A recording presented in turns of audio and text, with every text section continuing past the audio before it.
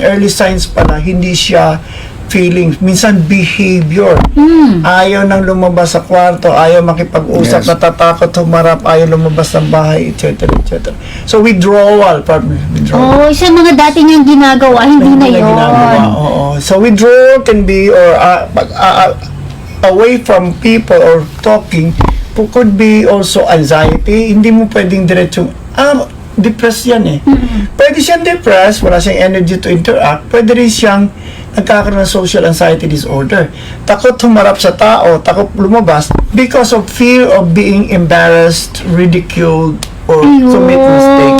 So, hindi sila natatakot sa tao dahil sa isang paranoid thoughts na may papatay sa kanila, sa isang schizophrenic patient, isang patient with schizophrenia, yung social anxiety or social phobia, ang kanilang takot is to feel embarrassed. Yun, natatakot na. Magkamali.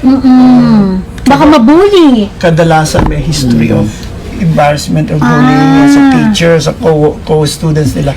Yun po yung madalas na history. Kasi meron isang tatay, age of more like 40 to 50, meron daw siya nakaaway 6 years ago sa probinsya nila.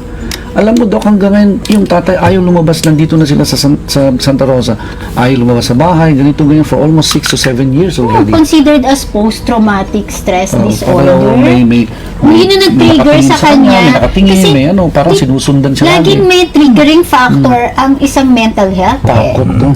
Nabanggit po ninyo ang post-traumatic stress.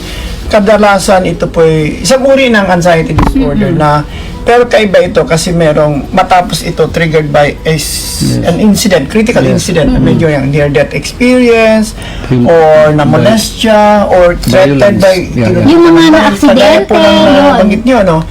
Pero yung sinasabi ninyong takot na may papatay, may ganito, ganyan, baka nag-umpisa sa post-traumatic pero nagkaroon ng complication and progress into schizophrenia, paranoid type, nagkakaroon ng suspicious, nagkakaroon ng delusions of persecution, pero it was started by a traumatic experience. So, fighting. Kung 6 years na yan, kailangan ng patingin, kailangan na talaga natin pa-check up yan, baka Pupunta yan sa'yo, Doc. gamot talaga ang kailangan.